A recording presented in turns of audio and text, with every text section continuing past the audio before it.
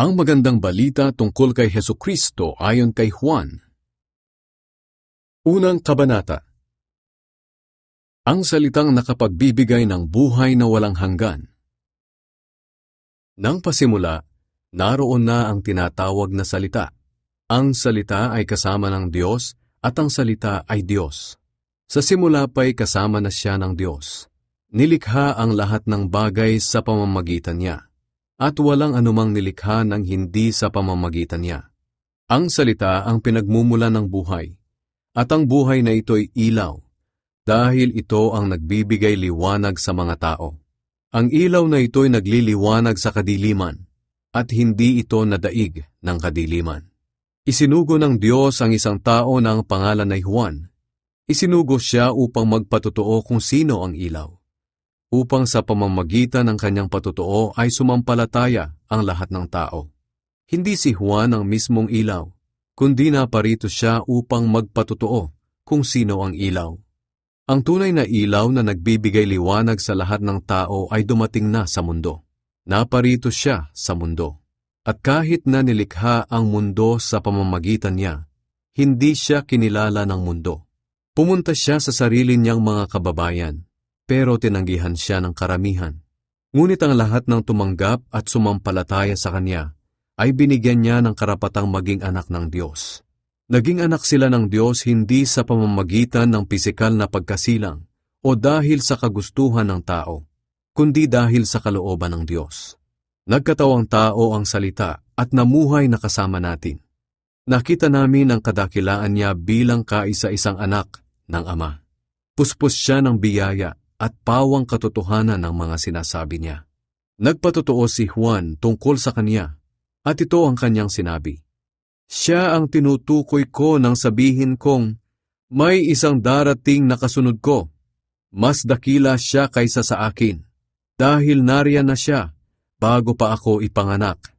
Sa kasaganaan ng kanyang biyaya ay tumanggap tayong lahat ng sunod-sunod na pagpapala. Ibinigay sa atin ng Diyos ang kautusan sa pamamagitan ni Moises, ngunit ang biyaya at katotohanan ay napa sa atin sa pamamagitan ni Hesukristo. Wala pang nakakita sa Diyos Ama kahit kailan, ngunit ipinakilala siya sa atin ng kanyang bugtong na anak, na Diyos din nga at kapiling ng Ama. Ang patotoo ni Juan tungkol kay Jesus. Pinapunta ng mga pinuno ng mga Hudyo sa Jerusalem ang ilang mga pari at Levita upang tanungin si Juan kung sino talaga siya. Tinapat sila ni Juan. Sinabi niya, "Hindi ako ang Kristo." Nagtanong sila, "Kung ganoon, sino ka?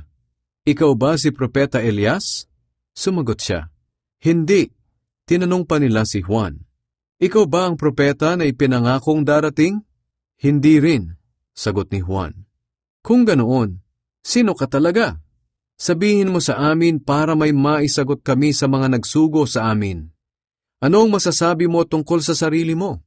Sumagot si Juan, "Ako ang taong binanggit ni Propeta Isaias nang sabihin niya, maririnig ang sigaw ng isang tao sa ilang na nagsasabi, tuwirin ninyo ang dadaanan ng Panginoon." Ang mga nagsugo sa mga taong pumunta kay Juan ay mga Pariseo. Tinanong nila ulit si Juan, "Bakit ka nagbabautismo kung hindi naman pala ikaw ang Kristo o si Elias o ang propeta?" Sumagot si Juan, "Nagbabautismo ako sa tubig, ngunit may nakatayong kasama ninyo na hindi ninyo nakikilala. Siya ang sinasabi kong darating na kasunod ko, at hindi man lang ako karapat-dapat na maging alipin niya."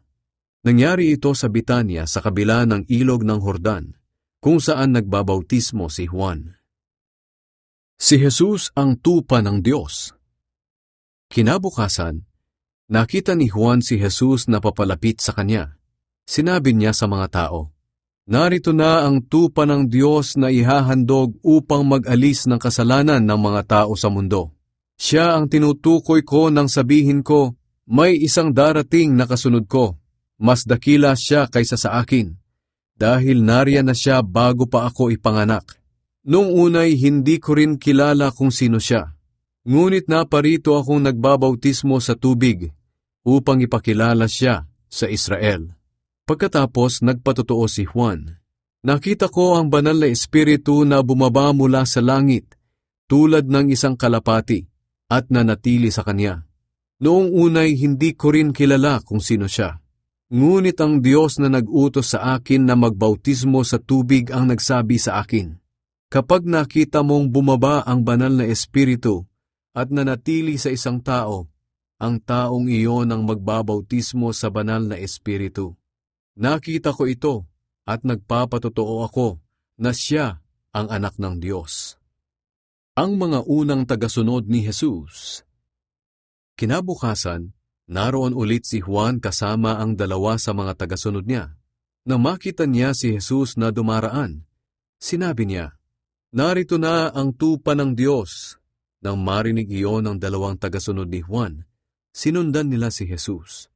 Lumingon si Jesus at nakita silang sumusunod. Kaya tinanong niya sila, "Ano ang kailangan ninyo?" Sumagot sila, "Rabbi, saan po kayo nakatira?" Ang ibig sabihin ng Rabbi ay guro. Sinabi sa kanila ni Jesus, "Hali kayo at makikita ninyo." Kaya sumama ang dalawa at nakita nila ang tinutuluyan niya. Bandang 4:00 na noon ng hapon, kaya doon na sila nagpalipas ng gabi. Ang isa sa dalawang nakarinig ng sinabi ni Juan at sumunod kay Jesus ay si Andres, na kapatid ni Simon Pedro. Kinaumagahan, hinanap kaagad ni Andres ang kapatid niyang si Simon at sinabi sa kanya, "Natagpuan na namin ang Mesiyas." Ang ibig sabihin ng Mesiyas ay Kristo. Isinama niya si Simon kay Jesus, at nang makarating sila kay Jesus, tiningnan ni Jesus si Simon at sinabi, "Ikaw si Simon, na anak ni Juan. Mula ngayon ay tatawagin ka ng Cephas." Ang Cephas ay pareho rin ng pangalang Pedro.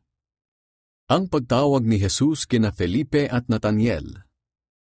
Kinabukasan, nagpasya si Jesus na pumunta sa Galilea. Pagdating niya roon, nakita niya si Felipe at sinabi niya rito, "Sumunod ka sa akin." Si Felipe ay taga Bethsaida, tulad nina Andres at Pedro. Hinanap ni Felipe si Nathaniel at sinabi niya rito, "Natagpuan na namin ang taong tinutukoy ni Moises sa kautusan at maging sa mga isinulat na mga propeta. Siya si Jesus na taga Nazaret, na anak ni Jose."